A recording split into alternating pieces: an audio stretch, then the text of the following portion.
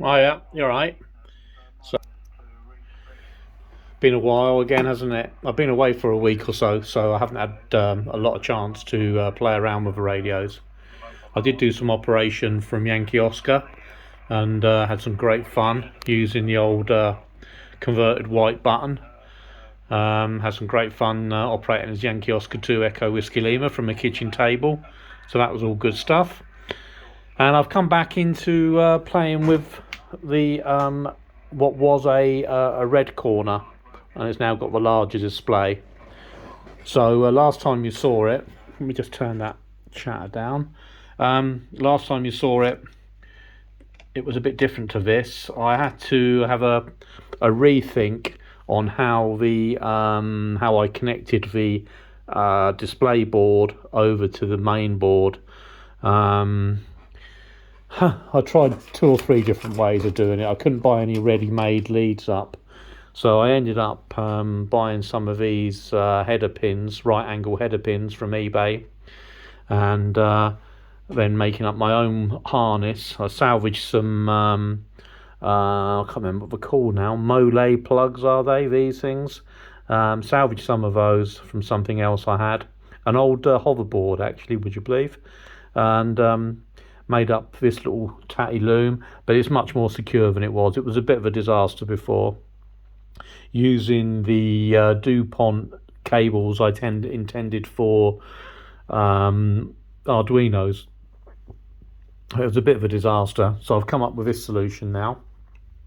It seems to be okay, and of course it's hasn't done anything to the motherboard, so it's still completely pluggable. So that's what I used: the right angle ISP headers, header pins, standard pitch, and just used it to link up with the clock display. Working fine. That aspect is working fine. I also had to do some changes to my where I mounted the speech processor. That originally, if you remember from the last video, that was down here, and it was all getting a bit cramped and difficult to work on in this area here, which is, although it's relatively simple, there's a lot going on. You've got various decoupling, and you've also got a resistor there to produce voltage for a condenser microphone, should I want to use a condenser microphone instead of a dynamic. There's quite a bit going on there in such a small area. It's quite hard to do, and with this board in, it was really hard to get to it and do stuff. So I had a bit of a rethink, and I've mounted the speech processor there on the back of a push button board I made. So that's okay, that all works. What else since the last time we spoke? Oh yeah, on the where the little board, microphone button board, normally plugs into the red button. Again, I've used some of those same right angle connectors to make up a couple of plugs, and that works quite nicely. And the nice thing about this is, apart from a single cable, which is, I'll try and get it on camera for you, apart from a single, there we go, apart from a single connection, the main motherboard is untouched from the red corner, so at any time I could really go back to it. And obviously the encoder connection's different, isn't it? So that's what we've been up to. I still haven't completely decided on how I'm going to do the antenna cable at the moment.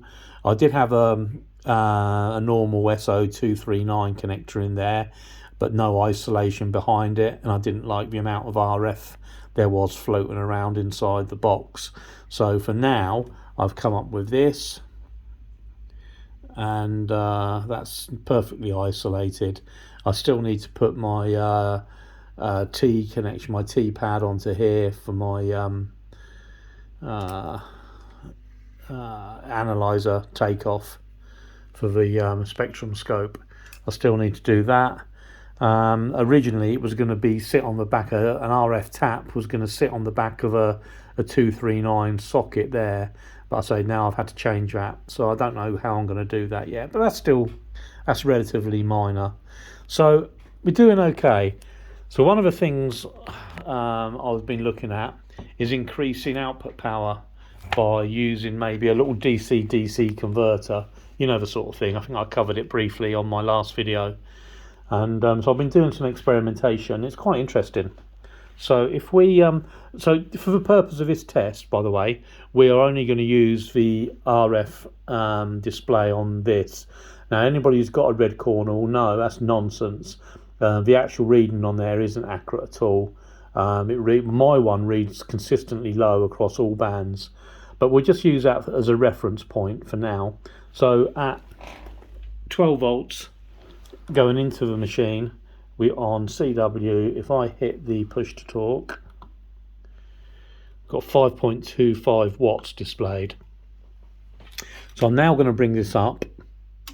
You hear that click. That clicks at 18 volts. That just lets me know I've got to my prescribed, that's a setting in my power supply. I've got to my subscribed voltage. I don't want to go above 18 at the moment. So if we go now and try it, there we go. Huge increase in output power on 40 meters. As you go up the band, the increase isn't as significant, but it is, it is there. Let's try something else. Let's go up to 14. We're into a dummy load, by the way, at the moment, and watching it on the analyzer, just in case you were wondering if I was transmitting over people. I'm not. So we're back down to 12 volts there, and on 20 meters. Oops, wrong one. Keep up. It's displaying 2.97 watts. There's our magic click. Try again. See what a difference. So it makes quite a bit of difference having that bit of extra few volts. I could of course just run an external supply, and I am still thinking about doing that. Just keeping it standard on the battery for occasional portable use, but anything more, just having an external supply. But I do quite like the idea of having a switch from high and low power where it just switches in the little DC to DC converter. Let's try 18. So we're on 18 volts at the moment, and it's displaying 3.3 watts. We'll drop that down to 12. There we go, 1.4 watts. It makes a big old difference having that extra 5 or 6 volts on there. So interested to know your thoughts on that, what you think. When you look at the circuit, there's very little on 12 volts. Basically, it's the final stage on 12 volts. That's it. Everything else comes through the 7805 regulator. And the 7805 regulator is good for an input voltage of up to about 25, 28 volts. So there's no problems just actually sticking 18 volts or so down there. I don't really want to go above 18 volts. I've killed a few transistors in this, and I've had problems with it. Something else I should touch on. The original device is an IRF 1510, and it's basically a 510 with a plastic encapsulation around it. I discovered that if you use a metal tabbed standard IRF 510, you need about 3 or 4 insulators behind it. Otherwise you get instability at higher frequencies when it's bolted to the heatsink. When it's actually floating in midair, it's fine, but as soon as you bolt it to the case, you start getting instability with the metal tabbed FET in it, unless you use lots of insulators. So I've gone back now. I managed to order some of the original 510 transistors, which seem to be very hard to get hold of at a sensible price. I ordered these from China, and I suspect they're not a brilliant spec. I haven't got any manufacturer name on them, but they work okay, but they do drop off in power as you go above about 20 megs. So I'll show you that now. So if we go to 21, and look, we're down to a watt nearly there on 12 volts. We can get a bit more out of it by doing that. There we go. and the difference is even greater by the time we get up to 28 megs. So we're going back down to 12. Look at that, how pathetic. Not even half a watt displayed on there. As I say, that is reading low. It's worth bearing that in mind. Bring the voltage up to our 18. And we got 800 milliwatts showing. So there you are. That's where we're up to. I haven't decided yet what I'm going to do. I have discovered that also that an IRF. I found it out by accident actually, because I had limited FETs available to me when I was playing with this, and an IRF 540 runs quite nicely in this. But you still have to make sure you've got plenty of isolation between the tab and the case when you mount it to the heatsink. I was using, in the end, I used about 3 of these silicon, are they silicon or are they PTFE isolators, and it did actually cure it, but I wasn't happy to leave it like that, so I ended up ordering some plastic encapsulated transistors. So that's where we're up to. I hope I haven't bored you too much. I'm still running with the stock audio stage. I haven't decided yet whether to update that audio stage. I did buy a board. I think I mentioned it last time. I bought a little TDA 2030 board. There you go, it's just there. And I was thinking about using that, but I don't know if the advantage justifies me doing it, to be honest. And I also need then to hack the board about a little bit, so I'm probably, I don't know yet, I might not. That's my audio record board in that little bag there as well, so that's one of the next things I'm going to do, or another thing I'm going to do at a later date. But we are coming on with it, it's coming on well. On the front panel now we've got, so this switch here switches in your speech processor, on or off. That's your mic gain when the processor's operational. Obviously if you switch the processor off, it's basically bypassing all the crap I've put in and just sticks the mic straight into the radio in the normal fashion. So that knob then becomes inactive. That's my volume control. And this switch here is purely a power switch for if I want to switch between a dynamic mic or a electret microphone, because obviously you need a bit of voltage for the condenser insert. But it's all working. I did have a contact on it just to check it out. It seems to be working. I'm very pleased with the display. I do really like that larger display.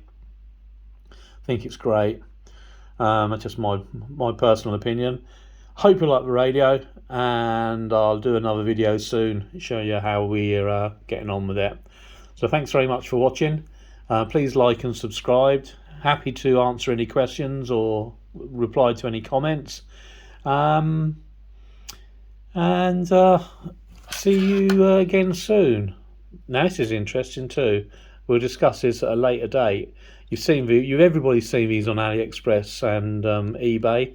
And it turns out that there's a fault on the PCB, certainly on mine, and also I've discovered there's another guy on YouTube made a video about it, and basically the 2 100 ohm chip resistors up the top here, SMD resistors, are wired in series, not parallel. They should be wired in parallel, and you have to do a very small modification to make them work. Once you do that, they work good. Just thought I'd throw that in as well as an extra. So do let me know what you think. Many of you think I'm probably wasting my time and why have I massacred a red corner, but I like doing it and it makes me happy. So that's my weighted knob on the encoder. It's an encoder without the switch, so you don't get all that side to side movement you get with the switched ones. Okay, cheers for now, and I'll be back again sometime soon. Have a good weekend.